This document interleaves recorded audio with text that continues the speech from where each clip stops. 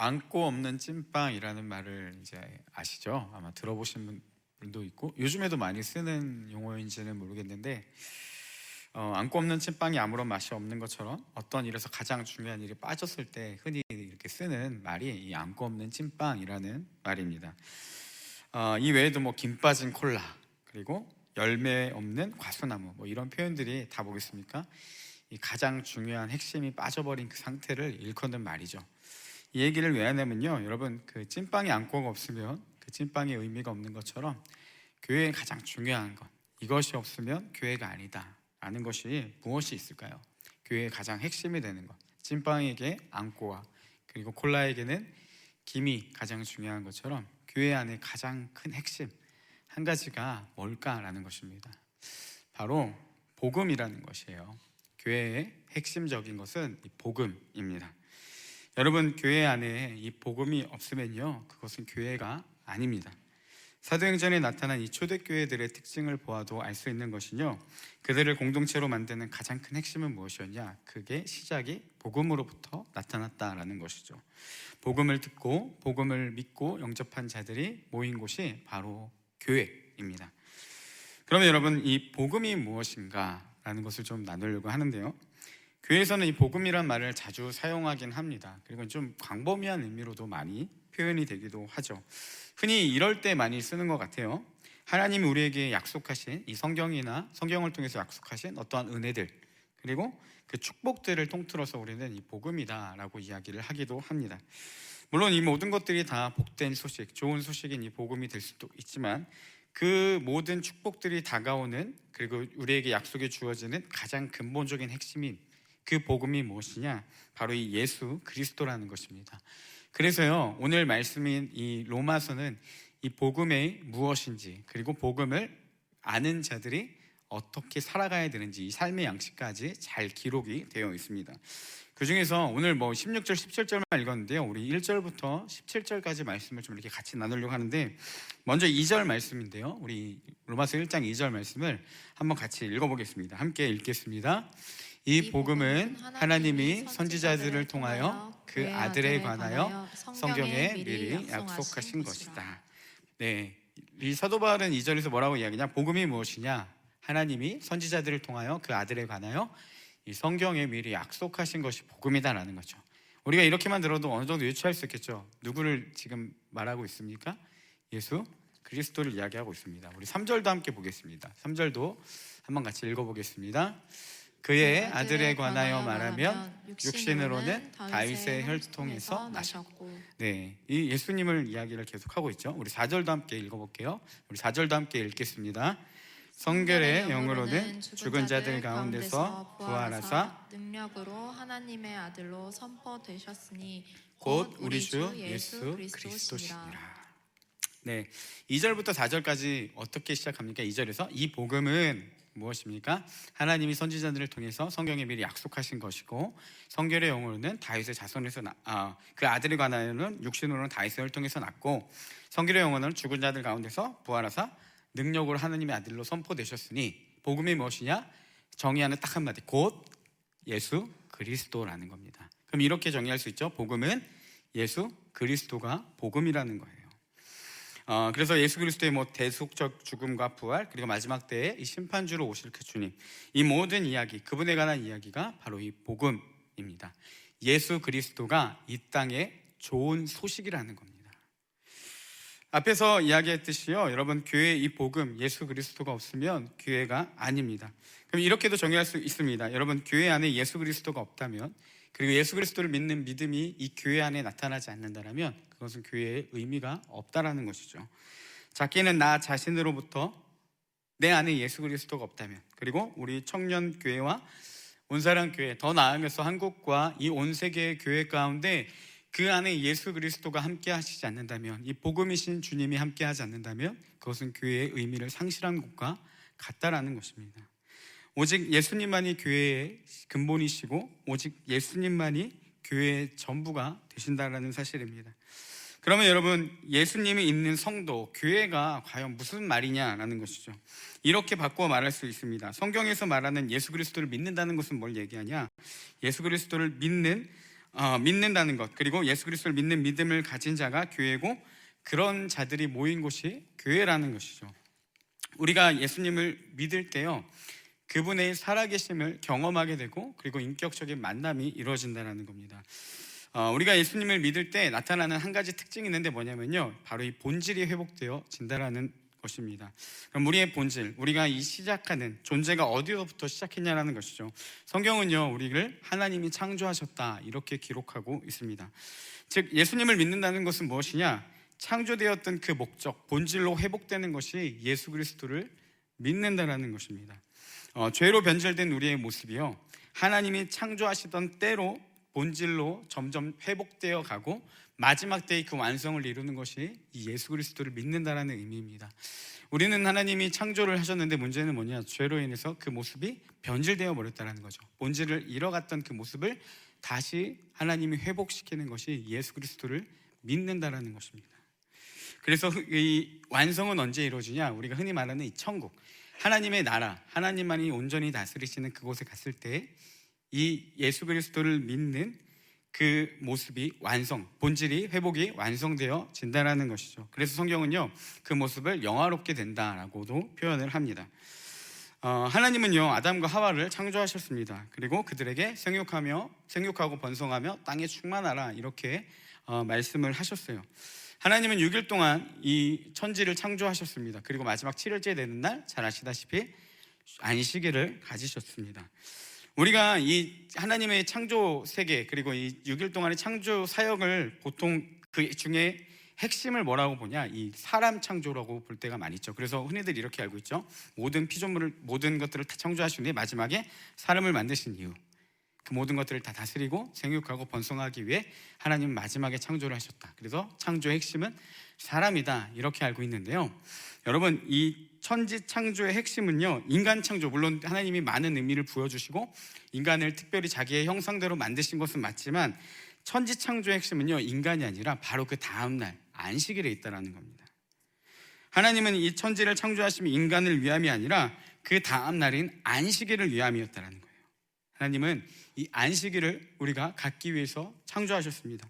무슨 말이냐면 하나님이 온 세계를 창조하시고 이 모든 이 창조물들, 피조물들을 만드신 후에 하나님은 안식하셨어요. 이 안식일로 번역된 히브리어 이 샤바트는 일을 중지하다, 하는 행동을 멈추다, 그 휴식하다라는 의미. 그러니까 흔히 말하는 우리가 잘 알고 있는 이 쉬다라는 의미를 갖고 있습니다.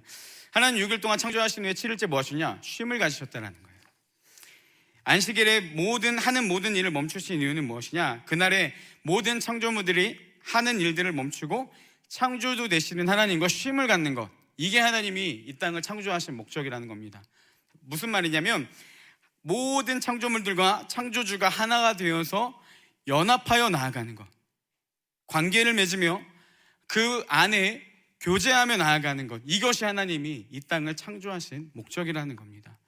그래서 이 하나님이 우리를 만드신 핵심이 무엇이냐? 6일간의 사역 끝에 이 안식일을 누리기 위해서, 우리와 이 친밀한 관계를 누리기 위해서 하나님은 우리를, 그리고 이 모든 땅들을, 천지를 창조하셨다라는 것이죠. 이게요, 하나님의 창조 역사의 핵심입니다.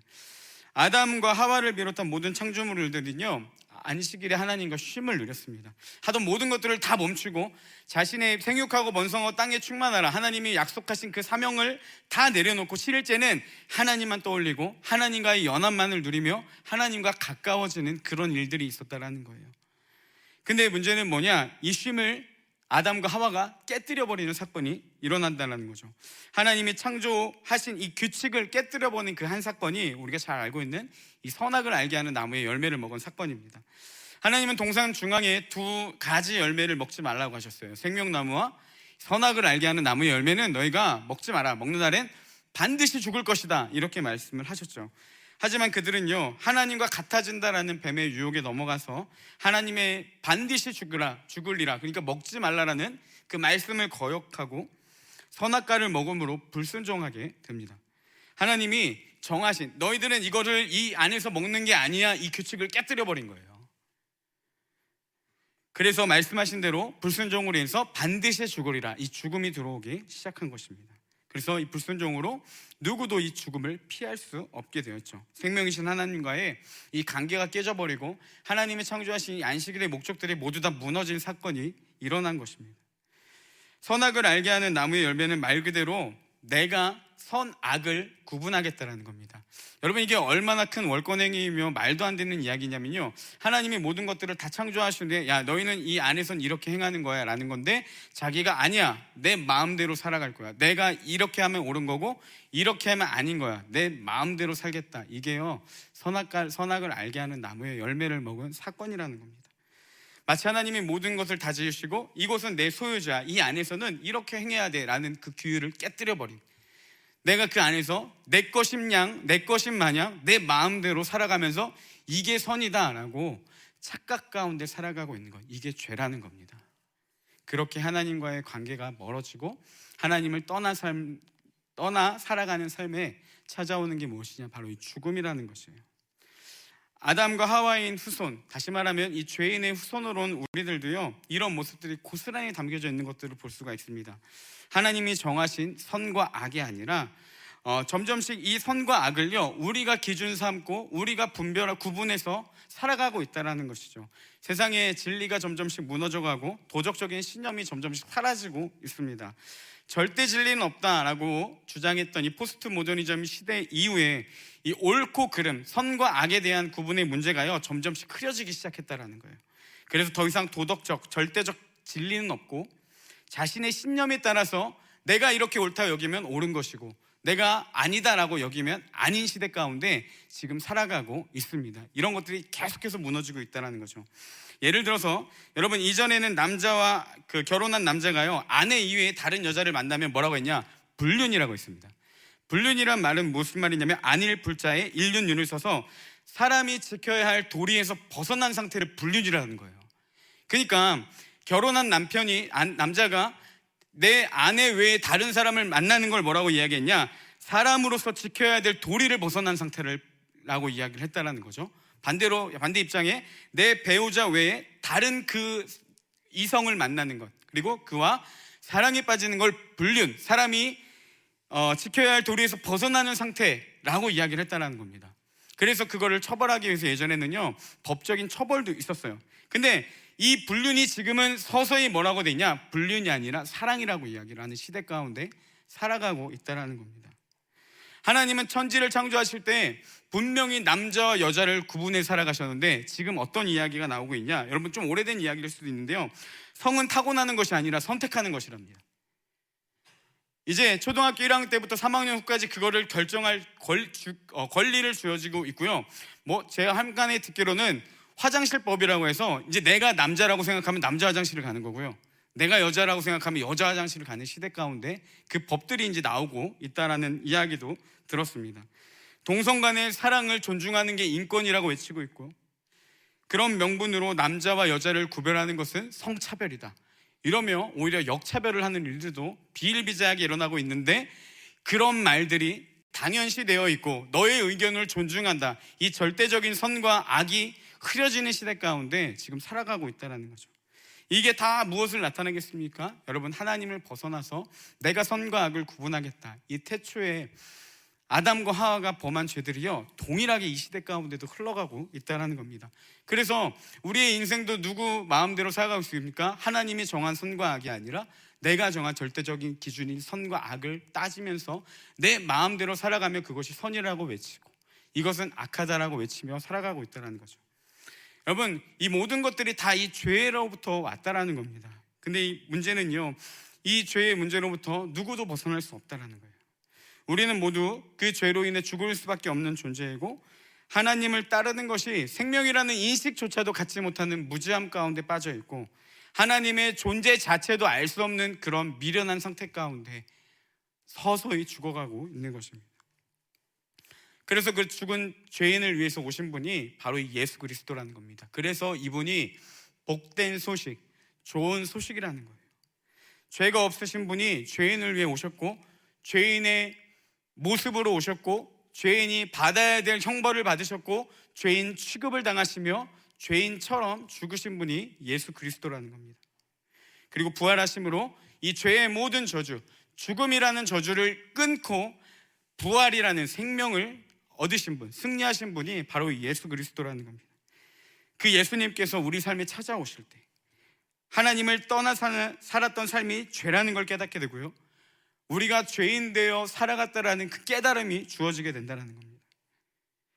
하나님이 그리고 그런 죄인을 향한 하나님의 사랑, 자신의 몸을 버리기까지 창조주인 하나님이 죄인의 모습으로 오셔서 죄인 취급을 받는 자존심 상하는 일들을 겪고 뺨을 맞으며 침을 뱉으며 심지어 그 십자가 형벌을 당하면서까지 그 한 사람 살리기 위해 돌아가셨던 그 십자가의 은혜, 그게 사랑으로 느껴지기 시작할 때, 그것이 사랑으로 깨닫게질 때 우리의 삶이 변화되는 그 놀라운 능력이 이 복음으로부터 나타나게 된다는 겁니다.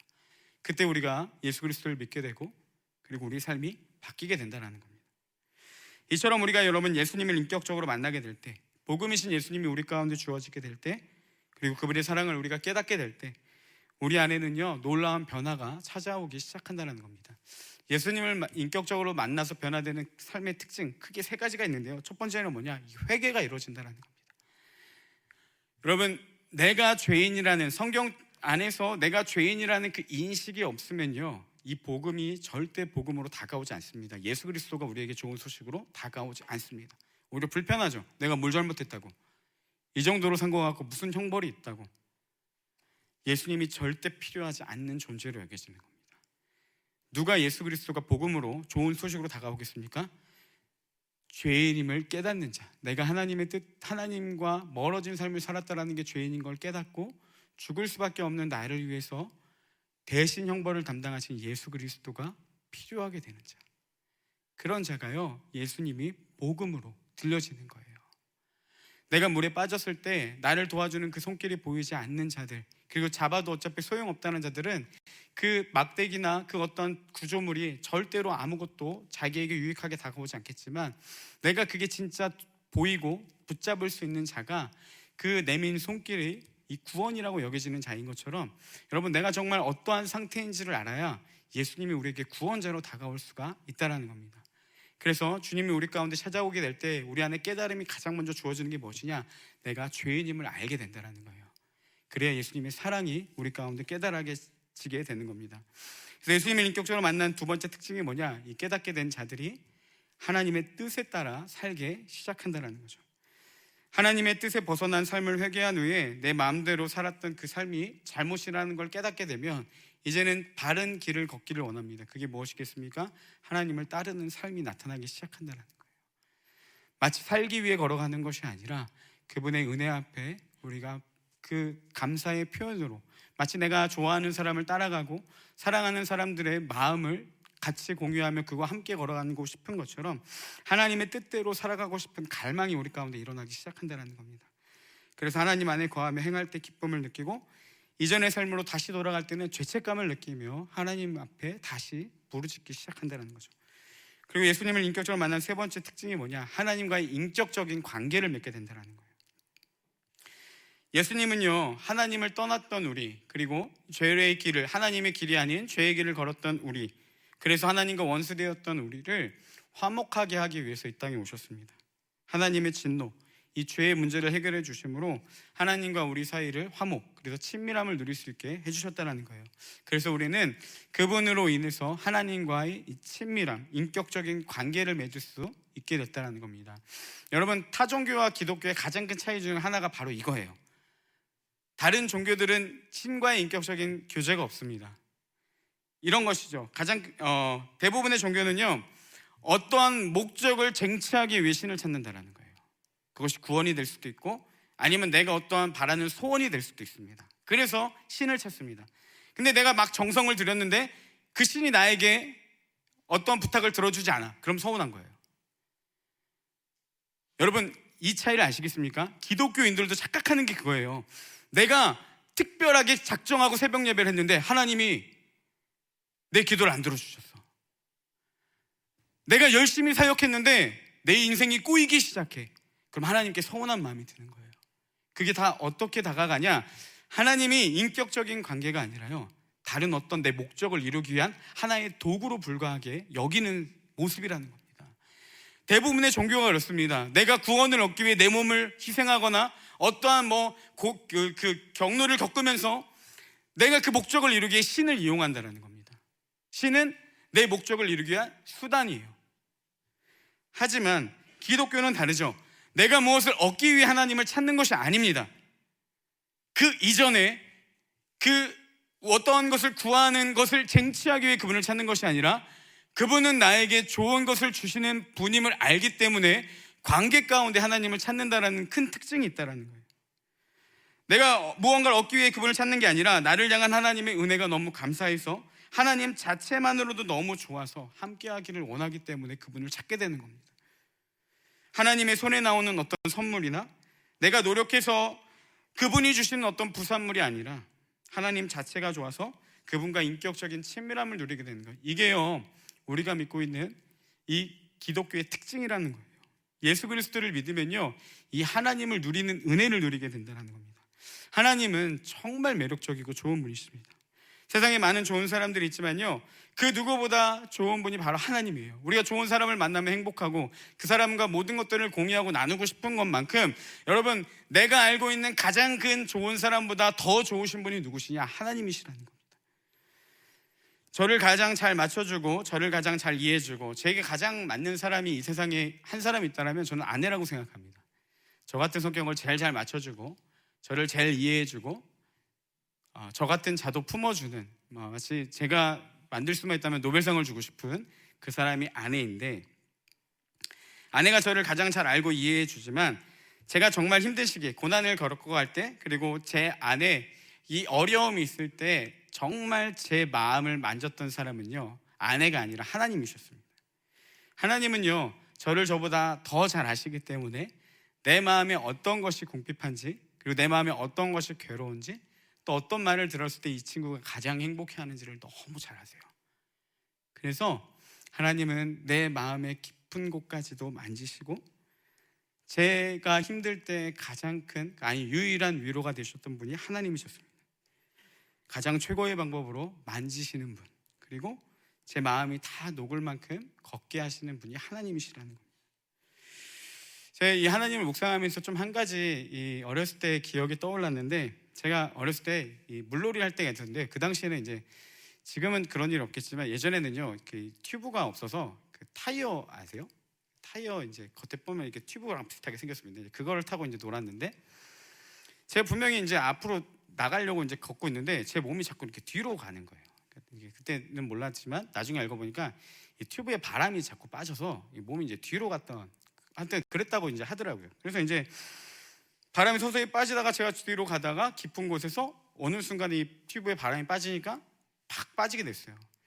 다리도 닿지 않는, 그 어렸을 때 다리도 닿지 않는 곳이었는데, 제 기억에 분명히 부모님은 저 멀리 계셨는데 제가 빠지자마자 누가 갑자기 와서 확 건져주더라고요. 그게 저희 아버지였습니다. 그때는 아빠가 나를 구해줘서 너무 고맙다 이렇게 하고 끝났는데요, 지금에 와서 곰곰이 생각을 해보니까요, 제가 오늘 말씀을 준비하면서 곰곰이 생각을 해보니까 제 아버지한테 진짜 감사한 게요, 빠진 저를 구했던 그 사실보다 계속해서 저를 보고 계셨던 거예요. 얘가 잘 놀고 있나? 얘가 잘 하고 있나? 쟤 자꾸 뒤로 가는데? 이상한데? 빠질 것 같아서 빠지자마자 확 구해낸 거예요. 여러분, 나를 구해준 그 누군가가 단지 아버지라는 것 때문에 아버지가 좋은 것인지, 그때는 그랬다면 지금은요, 그냥 나를 구해준 그 사건 때문에 아버지가 좋은 게 아니라 그렇게까지 나를 계속해서 바라봐줬던 그분이 좋은 거예요.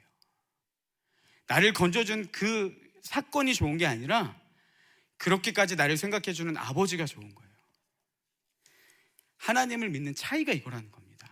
우리도 필요를 구하기도 합니다. 어려움이 있을 때 그분의 도우심을 구하기도 해요. 근데 하나님이 좋은 이유, 인격적인 만남을 이루는 게 복음을 아는 자들의 축복인 이유가요, 하나님이 단지 내가 필요할 때 이걸 주셔서 그게 아니에요. 그분이 정말 좋은 분이라는 것, 그리고 그분과 내가 감히 관계를 맺을 수 있다는 것, 이게 행복한 것이라는 사실입니다. 지금까지 삶을 돌아보니까요, 여러분, 물론 하나님이 저에게 많은 것들을 채워주셨습니다. 제가 궁핍할 때마다 물질로도 많이 채워주셨고요, 말도 안 되는 일들로 정말 저를 역사해 주신 적이 있습니다.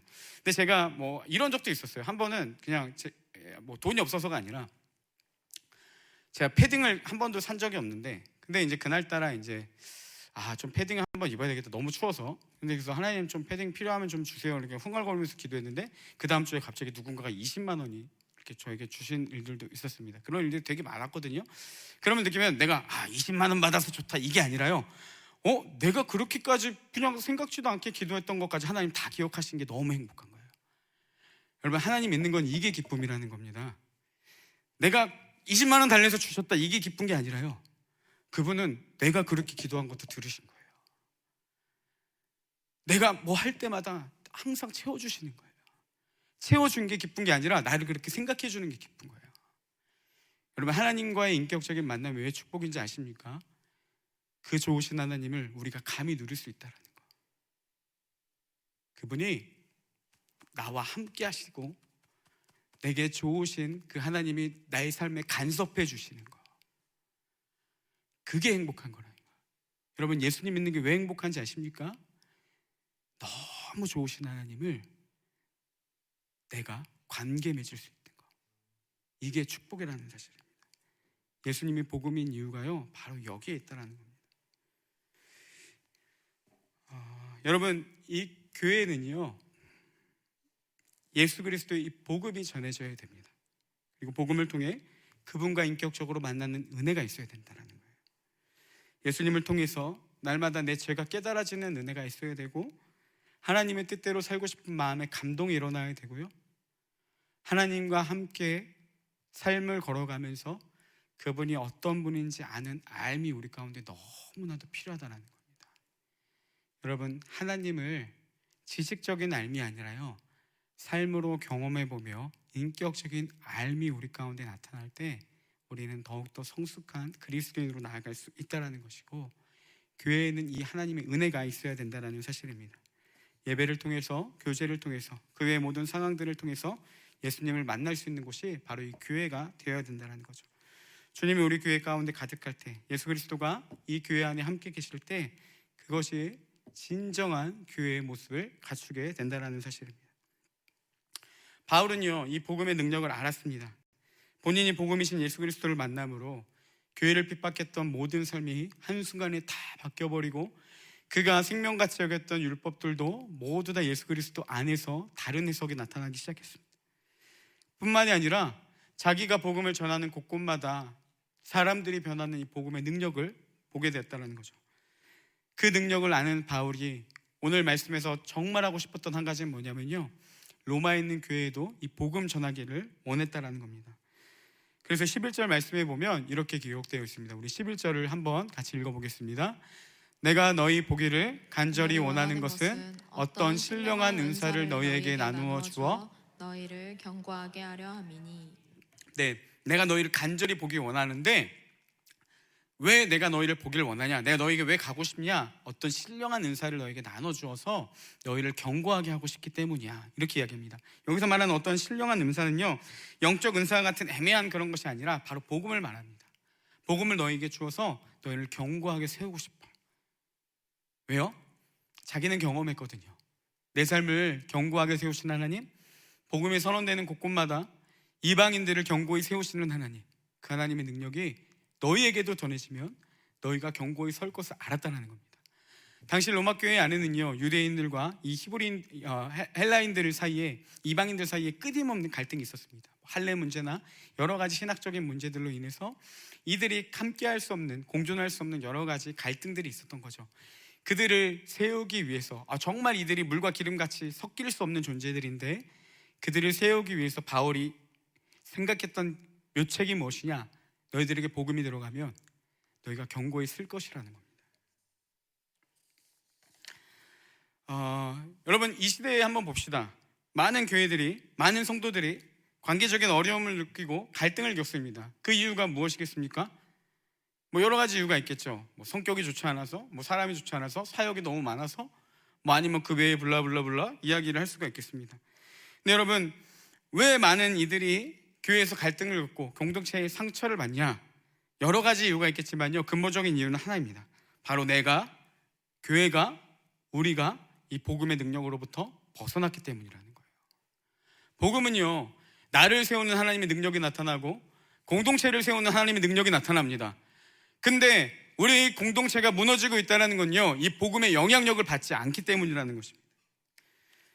그분과 점점 벗어나고 관계가 멀어지다 보니까 하나됨이 아닌 분열을 경험하게 되고 많은 이들이 교회를 떠나가게 되는 거예요. 너무나도 안타까운 게요, 교회가 복음이 상실되니까 복음을 비스무리한 것들을 자꾸만 가져와서 사람들을 모으려고 하는데 안 돼요. 예배의 화려함으로 하나님 예수님 자리를 채우려고 하고 언변의 뛰어남으로, 재미로 그 복음 대신 다른 그 무엇으로 채우려고 하는데 안 된다는 거예요. 교회가 무너져가고 성도들 간에 갈등이 생기고 관계의 깨어짐이 여전히 남아가며 오랫동안 고질병으로 남는 이유는 무엇이냐? 우리가 복음의 영향력으로부터 멀어졌기 때문이라는 사실입니다. 복음은요, 나를, 우리 공동체를 견고하게 세우는 하나님의 놀라운 능력이 나타납니다.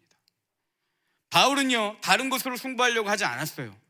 로마 교회에 어려움이 있을 때, 그들에게 믿음의 위로를 해주고 싶을 때 그가 택했던 무기는 무엇이냐? 예수 그리스도의 복음이 전해지기만 한다면, 그분이 우리 공동체 가운데 나타나서 그들을 만나시기만 한다면 그 공동체가 견고히 세워질 것을 알았다라는 것입니다.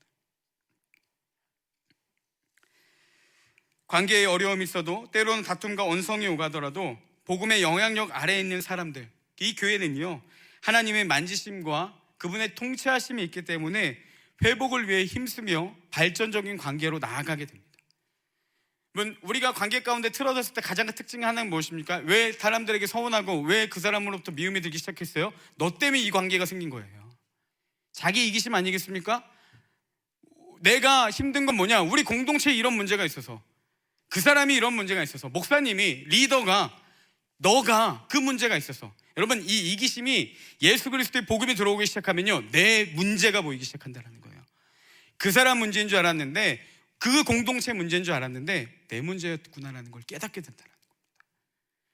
그래서 이 복음의 능력이 나타날 때 내 죄가 깨닫게 되면 하나님의 뜻대로 살고 싶어지는 마음이 생기고, 그분과의 인격적인 관계를 걸어가게 되면서 내 삶이 바뀔 때 관계가 회복되는 은혜. 여러분, 나뿐만이 아니라 상대방도 동일하게 그 복음의 능력이 전해지면 공동체는요, 회복되는 은혜를 누리게 된다는 것입니다. 그래서 사도 바울은 이 로마에 있는 교회에 복음을 전하기를 원했다는 겁니다. 이런 얘기들이 한간에 있습니다. 우리 청년부는 너무 끼리끼리 모인다, 오래 다녔지만 은근히 친하지 않다, 관계 회복이 어렵다. 괜찮습니다.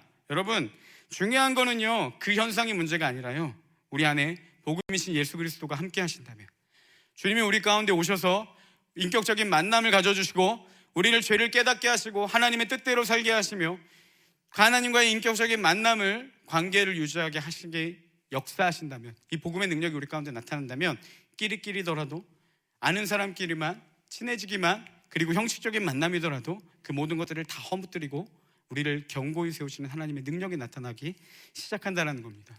그래서 우리가 갈망해야 될 게 무엇이겠습니까? 이 공동체 가운데 예수 그리스도가 오셔서 우리를 세워주실 것, 날마다 끊임없이 복음이 전해져서 주님이 우리 가운데 역사하셔서 우리 공동체를 견고히 세우시는 복음의 능력이 나타나기를 힘써야 된다는 것입니다.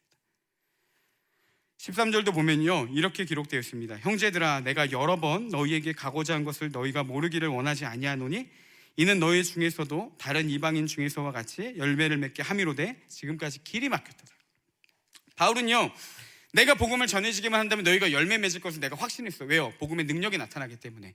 내가 여태까지 이방인 교회들에게 적었을 때 그들이 놀랍게 세워지고 복음을 듣자마자, 복음을 들었을 때 교회가 견고히 세워지는 걸 봤어. 그 열매가 너에게도 주어질 걸 내가 확신하기 때문에 너에게 가서 이 복음을 전하고 싶다, 이렇게 이야기를 합니다. 16절에서 그리고 이렇게 고백하죠. 내가 복음을 부끄러워하지 아니하노니 이 복음은 모든 믿는 자에게 구원을 주시는 하나님의 능력이 됩니다. 먼저는 유대인에게요, 다음에는 그리고 헬라인에게로다. 바울이요, 뭐라고 이야기했냐면 내가 복음을 부끄러워하지 않는다라고 합니다. 이 말이 어디로부터 왔냐면요, 당시에 사람들이 복음을 부끄러워했던 이유는 무엇이냐? 자신의 목숨을 잃을 수도 있다는 불안감 때문이었습니다. 여러분, 교회가 너무나도 많은 핍박을 받고 있는 상황 가운데서 내가 예수 그리스도의 복음을 믿는 자다라고 고백하는 건요, 고난의 길이 시작이었다는 거예요. 생명을 위협받는 상황 가운데서 바울이 했던 고백이 뭐냐? 나는 그렇지만 이 복음을 내가 부끄러워하지 않겠다라고 이야기합니다. 공개적으로 고백하면서 내가 복음을 믿음으로 인해 오는 고난도 두렵지 않아. 왜? 내가 이 복음이 부끄럽지 않기 때문에 라고 합니다. 그 이유가 무엇입니까? 그 뒤에 이렇게 나오죠. 이 복음은, 왜 내가 복음을 부끄러워하지 않냐? 이 복음은 모든 믿는 자에게 구원을 주신 하나님의 능력이 되기 때문이라는 거예요. 복음은 구원받는 우리에게 하나님의 능력이 되기 때문에 내가 부끄럽지 않다라는 거예요. 나를 바꾸신 하나님의 능력, 그 놀랍게 역사하시는 복음의 능력을 경험한 바울은요, 내가 절대로 목숨이 위협받는 상황 가운데서도, 내가 예수님을 믿는다는 이유로 고난을 받는 상황 가운데서도 내가 부끄러워할 수 없다, 부정할 수 없다, 그분을 외면할 수 없다라는 겁니다. 왜요? 그분이 주는 은혜를 이미 충분히 경험했기 때문이라는 겁니다. 우리의 모습을 한번 사도 바울과 비교해서 봤으면 좋겠습니다. 여러분, 그러면 과연 우리가 이 복음을 믿는 자들, 예수 그리스도를 믿는 자들이라고, 그리스도인이라고 하면서 오늘도 교회에 모였는데, 우리는 이 복음을 어떻게 대하냐는 것입니다. 나를 변화시킨 하나님의 능력을 정말 깊이 알기 때문에 이 복음을 선언하고 믿음으로 담대하게 예수 그리스도의 자녀로, 제자로 살아가는 삶이 나타났는지, 아니면 내 삶의 영역 가운데서 그리스도인인 걸 밝히기가 귀찮아서, 이상한 시선으로 바라볼까봐 두려워서, 내 삶이 엉망이기 때문에 그분에 대한 오해가 나타날까봐 밝혀주고 싶지 않아서, 이런저런 말들로, 이런저런 일들로 합리화시키며 내가 그분을 밝히는 것을 부끄러워하지는 않았는지, 우리가 오늘 말씀을 통해서 좀 한번 돌아봤으면 좋겠습니다. 저는 이 말씀을 보는데 자꾸 그런 생각들이 들더라고요. 제 아들인 하준이가 간혹가다 그런 경우가 있다고요. 저는 뭐 이제 그런 경우는 아니지만, 이 늦게 아이를 가진 부모님, 자녀들이 이제 부모님이 너무 나이 들어 보니까 창피해서 아는 척하지 않는 경우들이 있다고 합니다. 저는 그게 자꾸 떠오르는 거예요. 아이들이랑 막 있는데 나를 확 보고 저를 확 보고 확 해서 제 반대 방향으로 아들이 간다면 제 마음이 어떻겠습니까? 무너지지 않겠습니까? 근데 여러분, 우리가 예수님을 우리도 모르는 사이에 그렇게 하고 있다는 겁니다.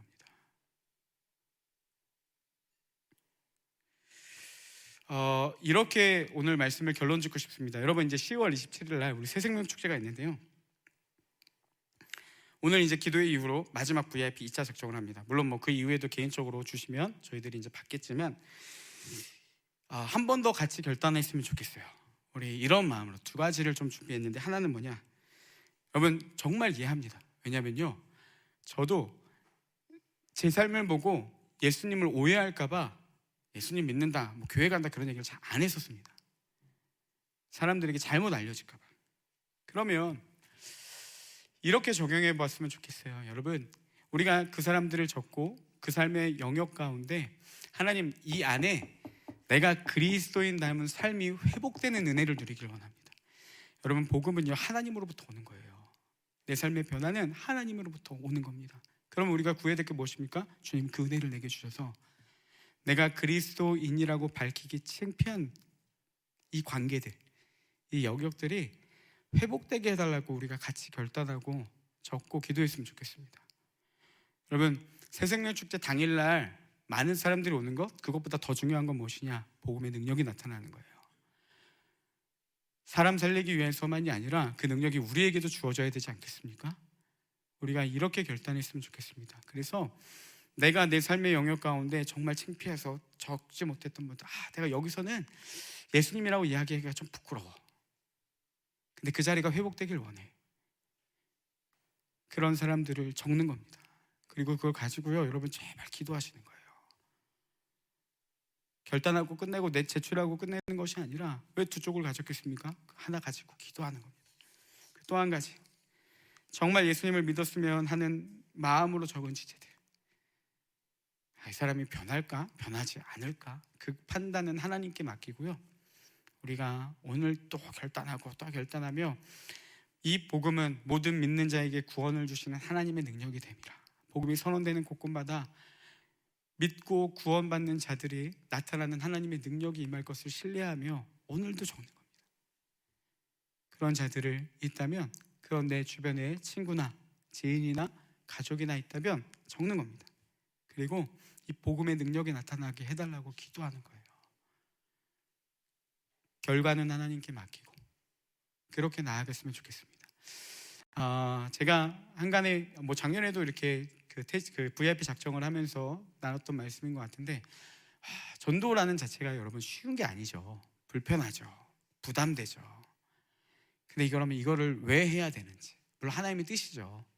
그렇지만 좀 어떻게 설득력 있게 이야기를 할 수 있을까 고민을 하다가 하나님이 한 가지 깨달음을 주셨는데 이겁니다. 여러분, 전도는요, 내 삶의 영역 가운데 내가 그리스도인입니다 라는 고백이에요. 그리고 내가 이제 거기서 그리스도인답게 살겠습니다 라는 결단입니다. 여러분, 내가 전도하는 곳에서 내가 부끄러워하는 그 행동들 할 수 있겠습니까? 내가 전도하는 사람 앞에 부끄러워하는 그 행동들 할 수 있겠습니까? 제 아이가 이제 축구 클럽을 다니는데, 얼마 전에 이제 보통 이제 축구 시합이요, 평일에 토요일까지 이제 진행이 되는데, 이제 10월 이제 중순쯤인가 한 번은 이제 저희 강원도 양구에서 대회가 있는데 토요일 주일날 한다라는 거예요. 그래서 이제 주일날 안 됩니다라고 이야기를 하니까 저희 아내한테 이제 코치님이랑 감독님이 계속 왜 안 되냐 이유 좀 알려달라. 그래서 이제 그때 비로소 이야기를 했습니다. 하준이 아빠가 목사입니다. 이렇게 얘기를 했어요. 그때부터 저는 이제 속박이 들어오기 시작했습니다. 반바지 찍찍 끌고 다녔던 그 삶과 짝다리 집었던 그 태도들이 이제 바뀌어야 됩니다. 너무 불편해요. 여러분, 저는 목사인 걸 알리고 싶지 않아요. 목사 같이도 안 생겼고 말도 안 하면 티도 안 나는데 왜 알리고 싶지 않냐? 내가 불편하거든요. 근데 오늘 말씀을 준비하면서 가만히 또 생각을 해보면서 느낀 게 뭐냐? 여러분, 그 불편함이 제게 유익이라는 겁니다. 여러분, 전도는요, 우리의 삶을 하나님이 제자해 주시는 그린벨트와 같아요. 내가 하나님 앞에 그렇게 결단하는 거예요. 그리고 이제 그 안에서 그리스도인답게 살려고 어떻게 사람이 한순간에 바뀌겠습니까? 복음의 능력을 믿고 끝까지 싸우는 거. 여러분, 주님이 그 마음 기뻐하시지 않겠습니까? 하나님이 원하시는 건요, 거기서 이제 온전한 그리스도인이 돼가 아니라 그렇게 하고 싶어서 발버둥 치는 그 자녀의 모습을 기뻐하신다는 사실입니다. 여러분, 하나님을 위해 살아가고 주님이 내 행동으로 기뻐한다면 그것보다 이 세상에 행복한 게 어디 있겠습니까? 그리스도인이 삶이 그것보다 더 가치 있는 게 어디 있겠어요? VIP 작정이 27일 날 데려와야 돼 이걸로만 끝나는 것이 아니라요, 내가 그 사람 가운데 정말 그리스도인답게 살고 싶다, 이 결단과 복음을 들으면 그 사람을 변화시킨 하나님의 능력이 나타난다라는데, 맨날 귀로만 듣는 게 아니라 이제 내 삶에서도 현장으로 보고 싶은 거예요. 그거 보여달라고. 그렇게 두 가지를 결단하면서 우리가 오늘 함께 같이 기도하고 작정했으면 좋겠습니다. 우리 찬양팀 나와주시고 이 시간 함께 찬양하며 기도하겠습니다.